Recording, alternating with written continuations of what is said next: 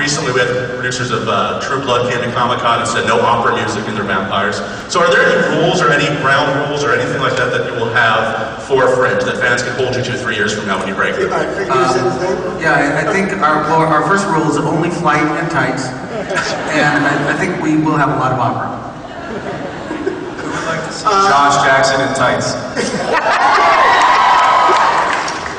I think the rules are really going to be to try and make the show as obviously as entertaining as possible. And the only thing that scares us is wanting to make sure that we are, because we have this big story we're doing. It's just really finding the right pace. But we don't have any sort of rules that I think we'll probably find ourselves breaking eventually anyway.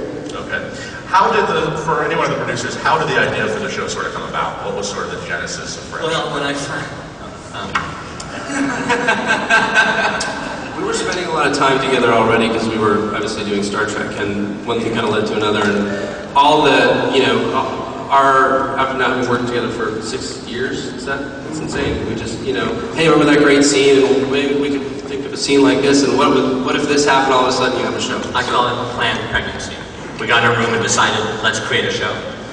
And a lot of the stuff that Fringe deals with is stuff that I loved growing up as a kid, and Alex and Bob did as well. Things like, obviously Altered States, and David Cronenberg movies, and X-Files, and Twilight Zone, and things that were just sort of the stuff that, as a kid, made me want to be a writer and a director. And so this is really about saying, what are the things that we love, and how do we sort of do a show that lets us play with those kind of toys? Okay. One of the central people who have seen the pilot, and if you haven't seen the pilot, you should just walk out right now because we're going to have a few spoilers in here, but well, don't walk out. Massive Dynamics. Is it brought to us in part by the Bush administration? How evil is this corporation?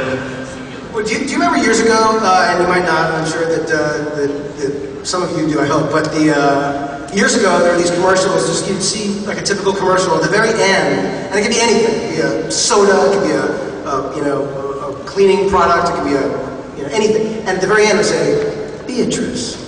And you're like, who the hell's Beatrice? Like, what's that? And it was like that weird thing where you suddenly realized that one company sort of owned all these things, and I'm sure there was a reason that they were suddenly coming out of the closet saying, hey, we're Beatrice. But it was this really weird thing. I just remember feeling like that idea, or you see like those commercials for GE when you're watching Sunday morning, news shows, and like GE does everything. Like they make the lights in the airplane, they make the plane, they make the engine, the milk you're drinking, it's there. Like everything is like GE, and I just think that Massive Dynamic feels like one of those companies.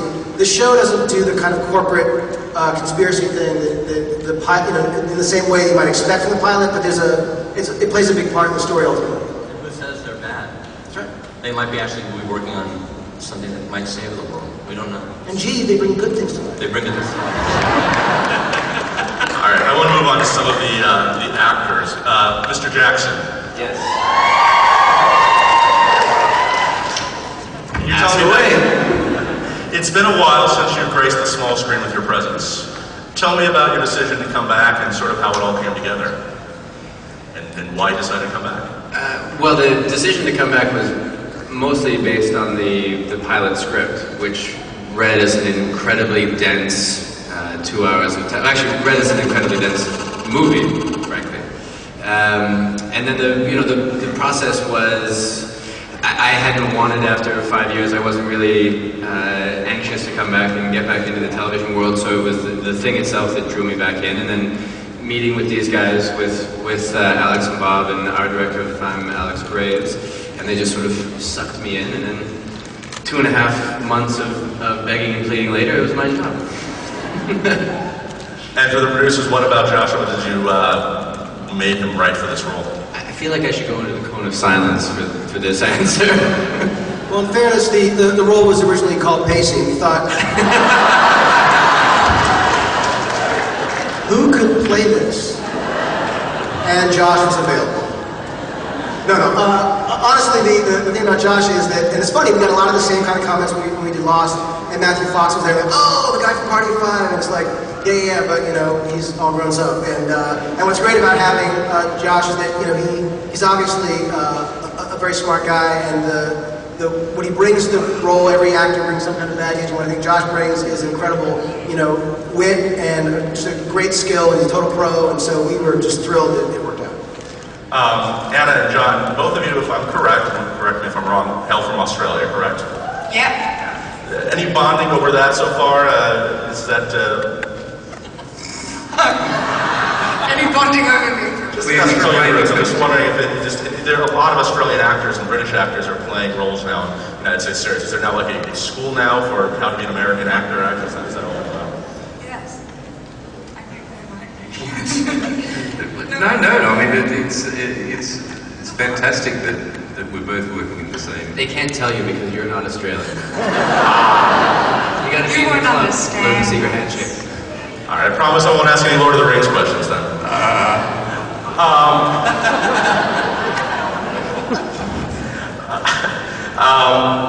For any of the producers, you guys have writers on the staff from everything from Without a Trace and Sopranos to Gossip Girl. It's a pretty eclectic group. How is that going to inform the show? I mean, it's going to be a multi-layered show, obviously. Can you talk about sort of the need to sort of get humor into the show and thrills and all of those different variables? Our goal when we looked for and hired writers was to find the most talented people we could, despite whatever genre they had written before. And honestly, when most of them came to meet with us, we weren't aware of their credits. We just sort of got a vibe. They had each read the pilot, and we were looking for people who could bring different things to the show. As you say, humor, scares. We're very lucky we have Darren Morgan, who is one of the signature X-Files actors. We have one of the Whedons on our staff. And as you mentioned, we have perhaps the strongest writing staff in Hollywood, so now it's up to us to not fuck it up. You want as much diversity as possible. You want as many different points of view because the stories are being broken at such a breakneck pace, and you want someone to say, I don't think I'd want to see that as a viewer, that doesn't sound right, or someone to say, I would want to see that as a viewer. So it's very important to get everyone's point of view in the room. It's a great story. And this is not going to be a show that's just about a mythology. You guys are going to work on two layers. Can you talk about how often the mythology will rear its head? It will be just for sweeps like the X-Files settled into, or will it be a little more frequently? It was one of the things that, working on Alias and then Lost, both of those shows, I found people often, saying to me, oh, I watched the show at the beginning and then I got really confused. And I found it hard to, and I totally get that. And as much as I, loved working on those shows and feel, so lucky to be involved in them, I got sick of hearing that. And part of the experiment for us on Fringe is to do a show that, you can watch every episode and you will see details of ongoing storylines. And in fact, there are definitely stories that we are telling, we have to tell over a long period of time. Because if we do it all at once, honestly, it won't be earned and you'll feel that too.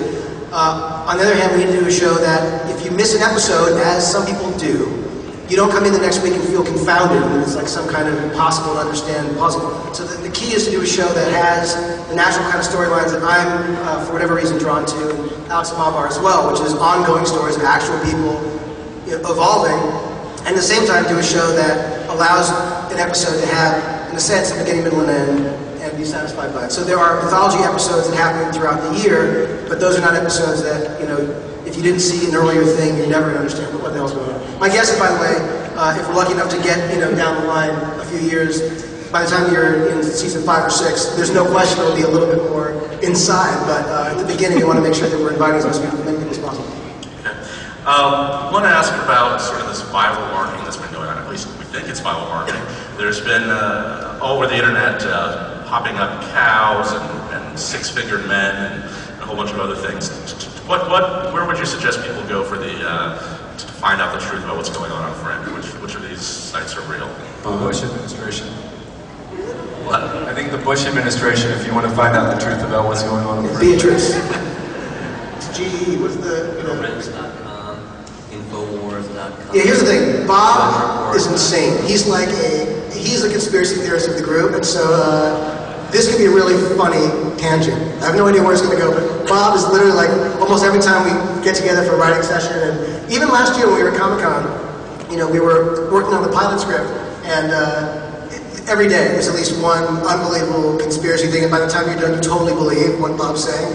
It's amazing. So Bob knows where to go for. After this is over, you should just talk to Bob because he'll take you anywhere. This is a question I think some people have been debating on the internet. The pilot for Fringe was available for downloading even before it was here at Comic-Con. Some people insist, speaking of conspiracy theories, that that was on purpose. Would you want to address that? No, definitely not on purpose.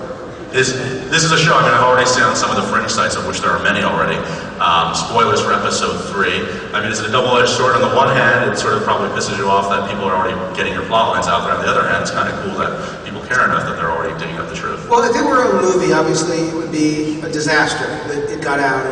But the fact that it's a show, at least the good news is it's all about spreading the word, people feeling familiar with it, and hopefully when people see it, want to come back and you'll see the next episode. But the truth is that the episode that went out wasn't finished. It didn't have the final cut. There were just some scenes missing. There were things that needed to be shot. The visual effects weren't done. The music wasn't there. So we would not have sent out something that was so far away, in some ways from what we wanted people to see. But we're thrilled that the response so far has been as positive as it has, and I think that the stories that actually continue that follow the pilot, I think actually are better and stronger in terms of focusing it. The pilot had a lot of. It was burdened by kind of what it had to do in a way, and I feel like now the episodes are about the characters in the situations that we originally got excited about, as opposed to setting it up in the premise pilot. So do you want to give us any hint about some of those possible? No. And I do think it's possible that JJ did leak the pilot. I don't know. I really don't know. See what I'm saying, Bob? It's possible. Nothing's The debate will continue. I want to ask the actors, starting with Anna, why don't you describe for all of us how you see your characters after playing them for a couple of episodes now, getting into it. How would you describe where they are and what you're trying to bring to them? Anna? I think Olivia, and after the pilot, ends up facing this whole world that she really didn't think existed. And I think she is one of those people, and what I'm starting to find more, that can't kind of turn a blind eye to things. She takes responsibility for things where other people don't. And I think that's, a blessing and a curse for her. She's trudging her way through, but then actually quite enjoys it because that's, I don't know. That's the fun thing about doing television too, is that you get to discover and explore, and things shift and mold, and you get little bits and pieces each week. Okay. The other JJ? JJB. Exactly. Well, Terminator JJ, go on. Peter is much the same way, actually. Peter is he's a man in flux and a character, I think, that is still being discovered as we go forward, because there's a lot of pieces that have been laid in that haven't been paid off in the only 2 episodes that we've done that hint or intimate that there's a whole other world and a side of this man that we don't know yet, and that I don't know yet, but I'm excited to find out. Mr. Noble? I think, by necessity, Joe, that probably the pilot reveals more about Dr. Walter Bishop than the other characters. So we had this fascinating thing built about this eccentric genius who's been in a mental asylum for 17 years, and by the descriptions of the other characters, done some atrocious things, and is obviously a rather poor father. So that's a great grounding for a character. Also, the fact he's probably been pumped full of drugs for the last 17 years and had electric shocks on a daily basis. So he's really complex, but he does, and therefore he has short-term memory loss. But he does recall these extraordinary things, these extraordinary experiments he did.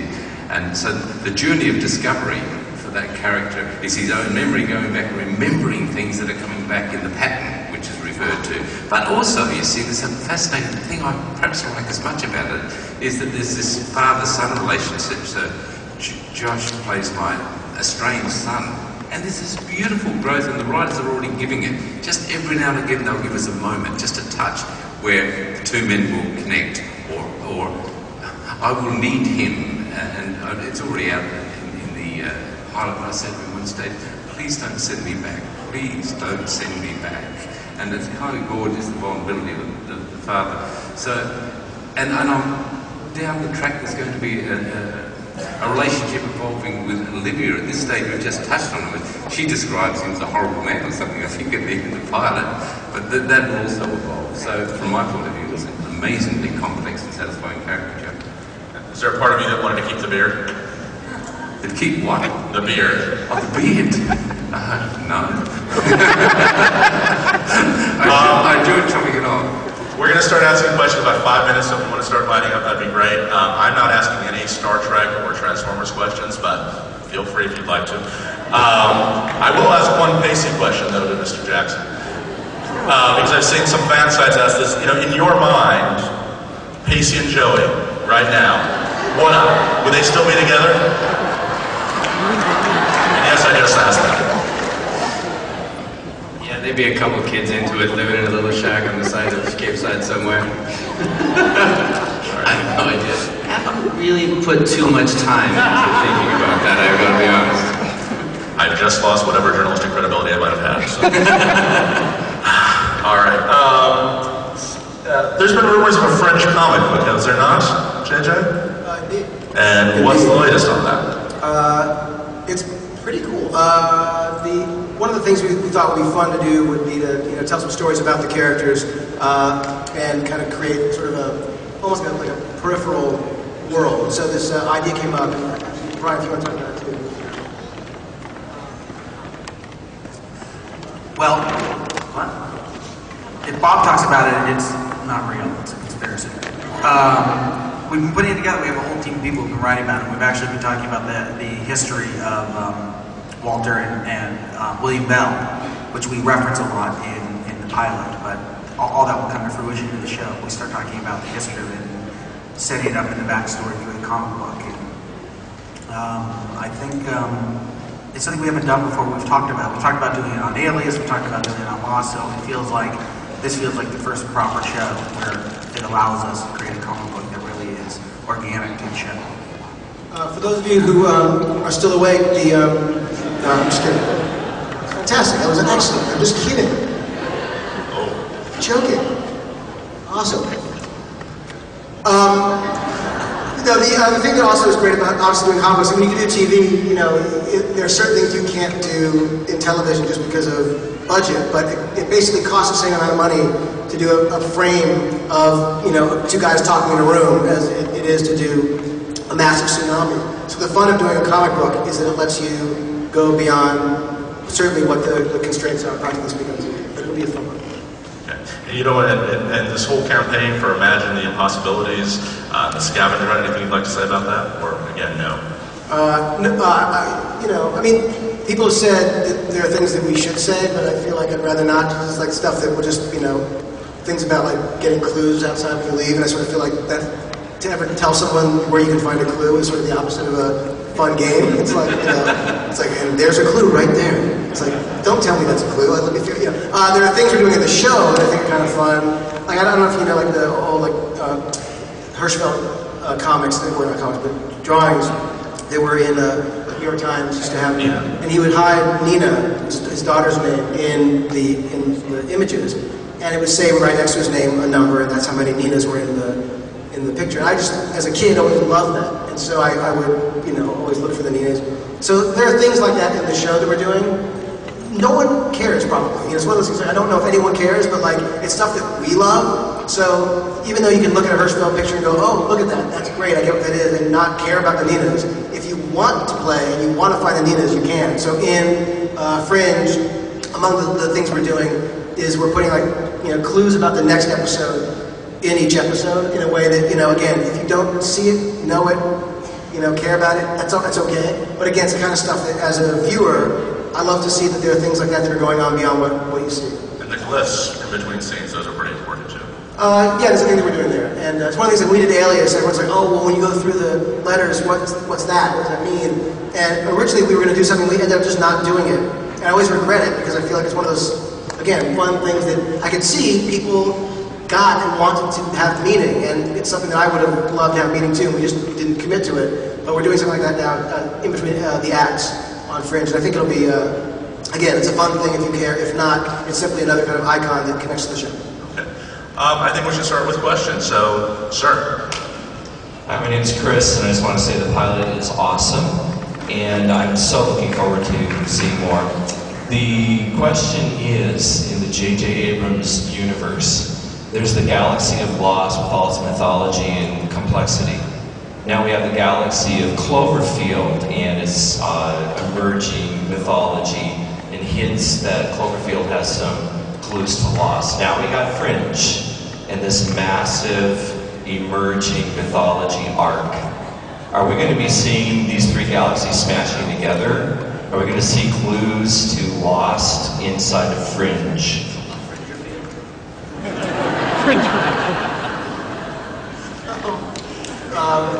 Lost Fringerfield Creek. I think that what we'll end up doing is, like in Cloverfield we made a sort of Dharma initiative reference. The idea of having little connective pieces, again, it's only for people who care and are sort of, fans of the stuff, and again, stuff that we're doing as a nod to people who we kind of consider, the friends of the group. So it's like for you to notice that, Chris, is like that's the kind of stuff that I do too. I notice also. There's separate stories and separate things, and the work that Damon, the amazing work that Damon and Carlton and the group are doing, on Lost is obviously its own sort of thing, and Fringe is a separate thing. And the obvious connecting piece is Lance Reddick, who is one of our amazing actors, not here today, but he's a terrific actor, and we're lucky enough to have him on the cast. In the cast, and he's someone someone said, well, is he going to be on Lost again as well? And the truth is that when we cast him, which was an easy thing to do because he's so good, it was funny because I thought, well, I don't want him not to be available for Lost. And I thought, well, if someone else casts him on a show, which is inevitable, he'll never be available for Lost. At least this way, when Damon needs him, I can talk to the producer of Fringe and get him available for Lost. So, I will say that backstage I did happen to see Damon sort of talking with JJ, so who knows what they were cooking up. Yes, we do still speak. Yes. How unusual. The gentleman in the life jacket who probably won that from the Lost session. That's right. Yes. Show off. Go on. Hey. Sorry. Just wanted to say Jody Lambert says hi. And question was, when you guys were developing this, what told you that it was a TV series as opposed to a feature film like Star Trek? We were already working on a feature film like Star Trek. We thought, hey, let's cover the other side of the business. Actually, I think a lot of it also had to do with the fact that these characters were so rich for us, and I don't think we felt like we could do them the service, of really getting in depth in a feature. In a feature, you have 3 acts, and it's more limited. And we felt like we were just beginning to scratch the surface in the pilot of what's actually going on in their lives. The feature wouldn't have done it justice, so we felt like TV was perfect for that. And also, by the way, when we started talking about this, the idea was, let's do a show together. So, we came into this saying, what would be a fun show to do? Who the characters we'd want to play with? And what would a big story be? And so it was really, the whole idea kind of came from the intent being, let's try to do something for television. All right, next question. My name is Justin Dillard.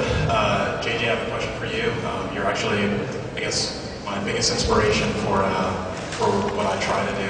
I had a question about how much you're involved with hammering down major plot points before you decide to move on to another project, because you obviously have a lot of stuff on your hands. Yeah. Fair enough. I gotta go to another show. See, I thought you were going to ask him to show some scenes from Star Trek or something. That's what I would do. The truth is that, when I did Lost, and again, you can't sort of help it when something comes up. When Lloyd Braun at ABC called and said, I want to do a show about people who survived a plane crash, and then I got to meet Damon, and we wrote this pilot, and something we were directing. It was like, it was this thing that sort of took off, and the good news was, Alias, which was up and running, had a great group, and it was able to sort of coexist as a bunch of producers working on more than one thing.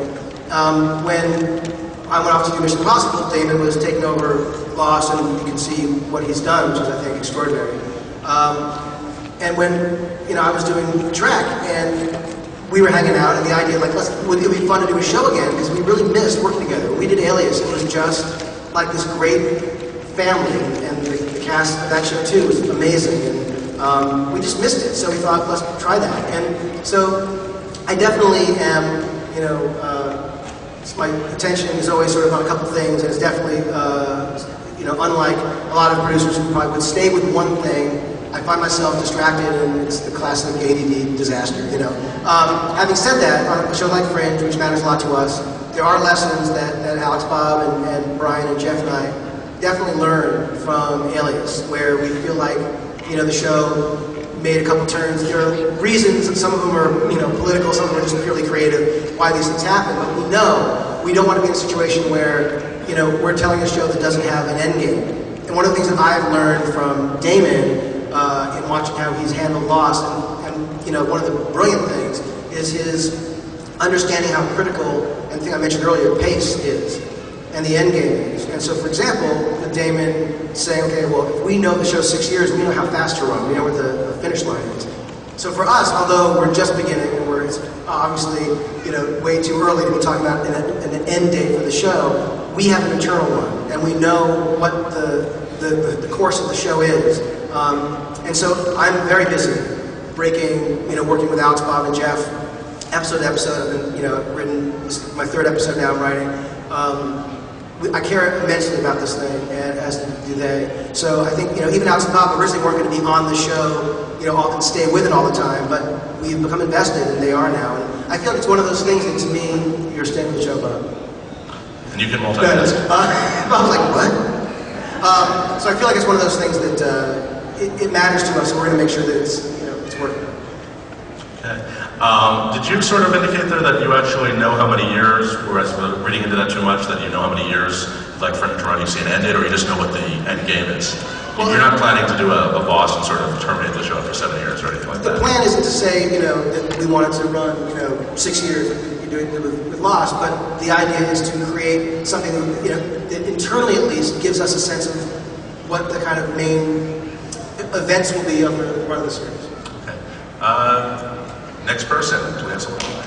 I've been at Comic-Con since Thursday, and I've seen no non-humans allowed banners everywhere.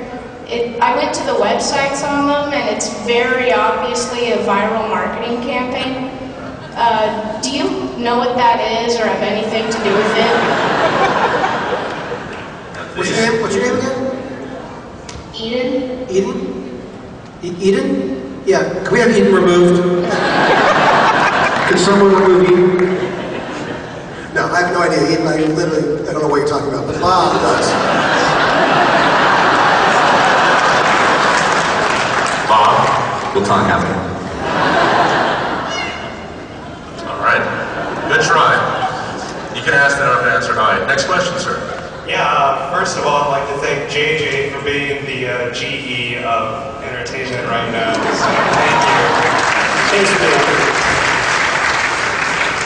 And I just want to know, how, in the year 2008, do you break up your schedule between all these projects? Like, physically, how do you schedule it yourself?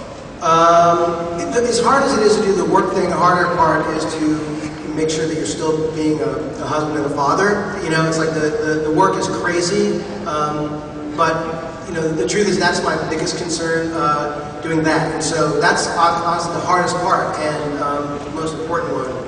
In terms of how I do it, I completely rely on the most incredibly talented people that I'm lucky enough to work with. And so, although you see, it's a show, it's, JJ Abrams, it's like Alex and Bob, their names shouldn't be any smaller than mine, and the fact is, and Bob keeps reminding me of that.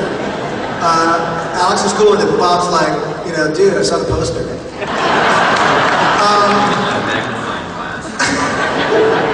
Look, here's the poster, and binoculars. No, but the thing is that the day gets split up in a crazy way, and often I find myself feeling like, I'm not doing anything as well as I could be if we're just doing one thing, which is going to be a cool experiment I look forward to doing. But the truth is that editing track, and unlocking that, and launching Fringe simultaneously is definitely the biggest told. I mean, even when Alias and Lost were on at the same time, and Felicity, this is one of those things where it's like, because Trek means so much to me, and it has to be great, and you know, so does the series, and I feel like that's been the hardest part. But luckily, we're very close to locking Trek. We're on the same schedule that we were on when we were coming out in December. So I think it's going to be, you know, it'll start to get a lot easier in a couple of weeks, which I look forward to. How is that Trek going for you, JJ? It's going very well, Joe. It's going. All right. Someone has to try. Yes, next, please. This is for Joshua Jackson. I loved how articulate your character was in Dawson's Creek, and I want to know... I'd say thank you, but I didn't write the show. What is it that you learned from working on that show that you carried on to working on Fringe? Always keep a dictionary handy when on set. I don't know, Dave. I don't know. There's not really too many similarities between the two shows, other than the fact that they're both very wordy. But thankfully, on this one, I'm not the wordy one that falls to dear old dad. I just nod seriously. That's true. That's all I got. I don't know. The next question, please. Do you guys feel that feedback from the internet is helpful to the creative process, or is it just a waste of time? Okay, have you guys been to Fringepedia or Fringe Division or any of the many other ones that I should be name checking, but I'm not? I think that feedback from the internet is not only valuable, it's necessary, because we're in a bubble. You know, and by the time an episode airs, we're a few episodes ahead, and we are doing it from the inside out, and we're trying to please ourselves and entertain ourselves, but it's impossible to know how it's playing because we're not experiencing it for the first time. So we have found that, dating back to Alias, that the feedback from the internet is incredibly valuable. We have found that there's things in our stories, threads that we've set up that we weren't aware of, that bore a lot of fruit as we went forward, that our fans have made us aware of. I want to play, before I get back to the questions from the audience, a little speed around here for the writer and producers. So just quick answers to these. Borg or Khan? JJ. Most badass villain. Borg or Khan? Khan. No. Borg? Khan. I think that's what, 3-2? I didn't get that. Anyway, all right, I say Borg. iPhone or BlackBerry? Oh, jeez. Currently iPhone. 3G, by the way. Other two? iPhone. BlackBerry. To be contrary. Twilight Zone episodes. To Serve Man or The Eye of the Beholder, Mr. Abrams? I'm going to say... Or none of the above? I'm going to say, of those two interesting choices, Joe, I will say I'm Beholder. Serve Man. Jeez. Serve Man. Wow. Eye of the Beholder. Eye of the Beholder. Actors, any of you want to get in on this? Little before my time. JJ, you need to get on some DVDs. All right, here's one more. This is No, but you should quiz Josh on Supernatural. What? Good show. It is. This could be controversial, but I'll do it anyway. Old school Joker, new school Joker. I gotta say, now define old school Joker. Yeah, exactly. Yeah. Well, okay, I'm going Jack. I don't go back that far. Well, you can choose one of the three. Oh, no question, Keith. But Para los hispanos, César Romero. Oh, sí. It's really tough, but I think I would have to go Heath. Definitely Heath, no question. The Thespians? Heath. Chernobyl. Heath is great, so I have to say Heath. All right, back to the audience, ma'am. All right, with Lost, in season 1 we got hints and clues, but the mythology didn't get fleshed out until season 2 and onward. So I'm wondering, how long will we have to wait to see the mythology in Fringe really emerge? 3 minutes and 27 seconds. The mythology is going to come out fairly quickly on the show. I mean, it's always a balance. You know, even when we were doing Lost early on, the question was, do you want to have the hatch in episode 2 or in episode 10? Do you want to go into it in episode 11 or the beginning of season 2? So it's always a balance, but, you know, we definitely are going to start diving into mythology early on the show. The true answer is that the mythology is in the architecture of the show, and the more the show goes on, the more that will become apparent, but it already exists. All right. Next question, please. Oh, hi, JJ. Hey, how's it going? Hey, man. I love, by the way, the Twilight Zone episode with Robert Redford was awesome. That was good. He was the soldier. Yeah, it was awesome. Yeah. So, I'm a big Howard Stern fan. Yes. Yes, I love him. And could you possibly put George Takei in Star Trek? Oh my. We had a meeting with that guy. He is awesome. He was the greatest guy. We just loved him. So, you know, sure.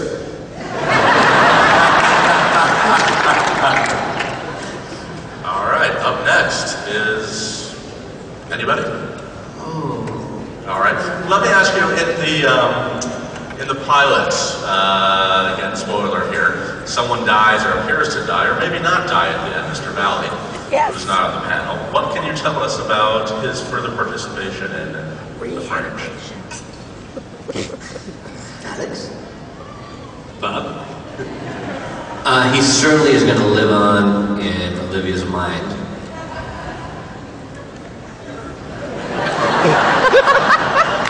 But you do have the technology. You could rebuild it. I saw that little arm on Blair. True. Brown. But can we make him better than he was? Stronger? All right. We'll say that he will be back in some form, for sure. I believe we have a question from a young lady in a turquoise-ish shirt. Yes, ma'am. Hi, thank you. How soon can we expect to meet William Bell? It's a good one. We're actually debating that right now because there's a story where, you know, it would be a good thing to bring him in. But it's one of those things where, you know, the idea of a character, so we want to make sure the mystique is built up enough so you care. For those of you who haven't seen it, and it doesn't matter, this is a character who's referred to in the show but not met. And like with a lot of things, I feel like, you know, you totally understand the draw at the end of often season 2 of a show to have, you know, the main 2 characters kiss. I'm just saying.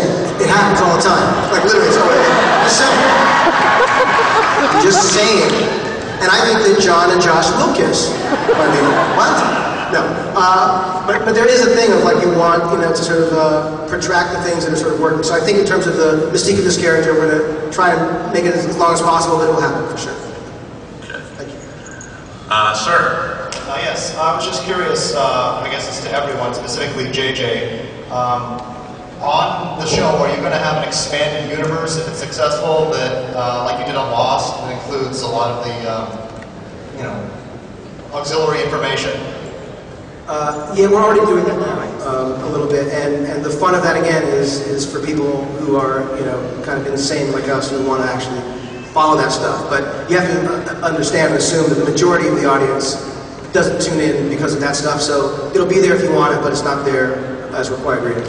And JJ, up until now, I think I may be wrong on this, but up until now, you've had a good luck charm in all of your pilots. A gentleman by the name of Greg Grunberg. Yes. That was easy.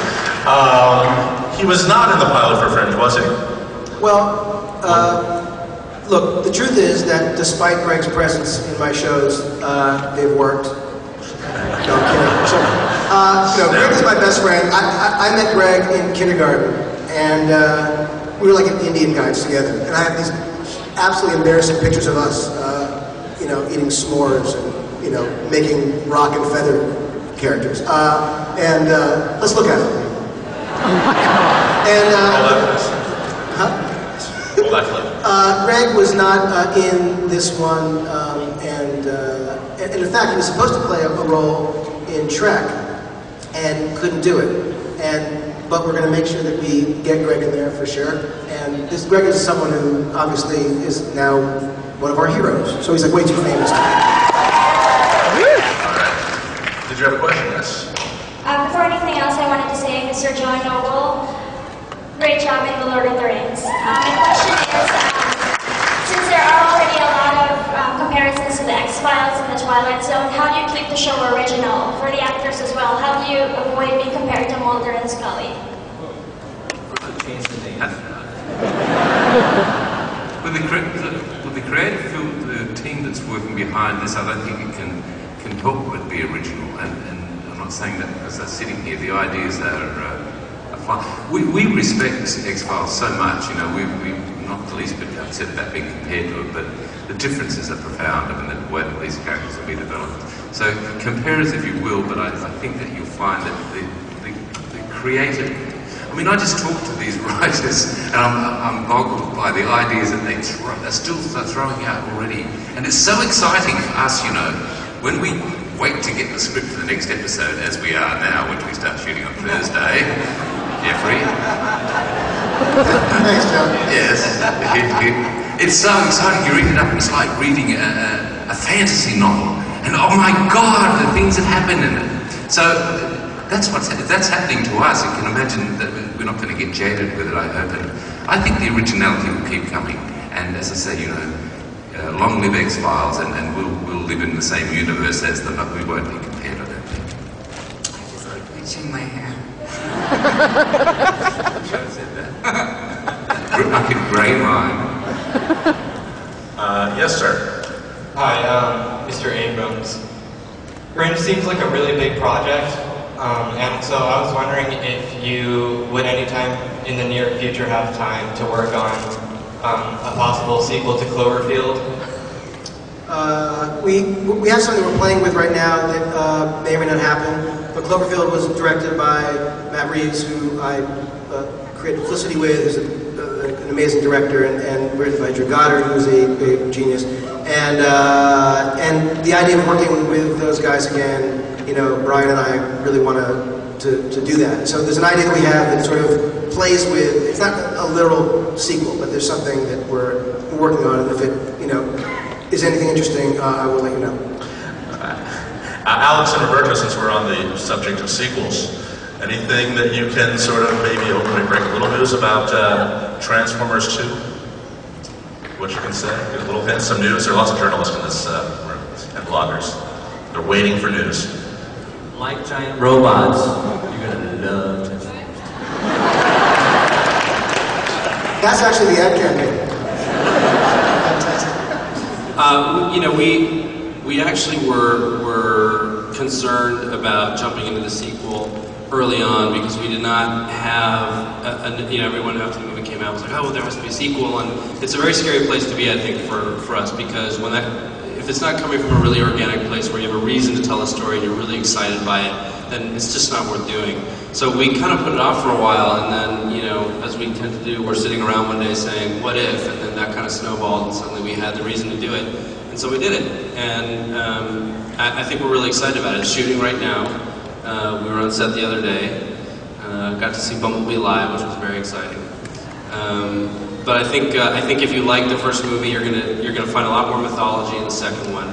And if you haven't seen the first movie, I think you'll just jump right in, and it'll be a smooth transition. And there'll be robots. I promised JJ I won't ask you any Star Trek questions, but Brian, any word on whether there might be another trailer for the movie next year? Well, we've been working on a trailer. The reason why we didn't have a presence here this year for Star Trek is because, believe it or not, we don't have any visual effects done, and the trailer is filled with visual effects. And I think there's about like 5 shots that have like 80% of the visual effects done, and the rest of the movie, which is well over 1,000 shots, have nothing done yet. So every week we see a new version of it. It's like, oh, good, it's going to actually be in space. There are all these scenes that happen, like, there are these scenes in these cards where it's like, insert really good, cool scene here. No. it's true that in a movie like Star Trek, there are, probably 1,300 visual effects shots, and we actually final 70 of them. I wish there were 70 that when you put in a trailer, that makes sense as a trailer, but the order in which they get done has nothing to do with that. And the frustrating thing is that, like I said before, we're on the same schedule. Had we come out in December when, we were hoping and wanted to come out originally, we would have scrambled to get all the trailers and stuff done, but because it's not coming out now until, May, it's just that the idea is not to put this thing out there as if it were coming out in December, because you have to pace yourself in a way. So I am dying to show you this movie. I love this movie. I love the actors are so good. The script was amazing. Alex Cobb wrote. It's one of these things that, despite the effects not working, because the original show wasn't about the effects. It was about the relationships, the dynamic of the characters. The reason that I know the movie's working, and I don't want to jinx anything, but it's like when I watch it, the reason I know it's working is you care about the story, the people. It makes you feel. It's funny. It's scary. It's all these things that we'd hoped originally, and they're walking around and there's nothing out the view screen, or they're walking around and there's a big thing of green right there, but it's working because the actors are so good too. So I'm dying to show you, and I'm sorry that the strategy of with Paramount not being here precludes us from being able to present to you something that if I were you guys, and I feel like I am, I would I really want to see. So it'll be soon. So I apologize. However, you're staying in room 218 at the Marriott of Anecdotes. My private. I'm going to be killed after this. Young lady, please. We have time for about maybe one or two more questions. For the writers, which TV shows you watched as kids or as young children? Twin Peaks was a big one for me. And Twilight Zone for sure. I like The Equalizer. Scooby-Doo? Brian? All in the Family. And I'm a big fan of South Park now. Next. Sorry. Mary Tyler Moore Show? I love the Mary Tyler Moore. I was actually going to say Mary Tyler Moore Show. It's the greatest. It was such a good show. And the Twilight Zone, which they could be combined. It's a really weird. It's like Mary Lou. You're not involved in that rumored yet another remake of the Twilight Zone. You're not involved in that, are you? I'm not. No, but I saw that as well. Yes. Last question. JJ, will your mystery box from your TED Talk appear in Fringe? For everyone who doesn't know what that means,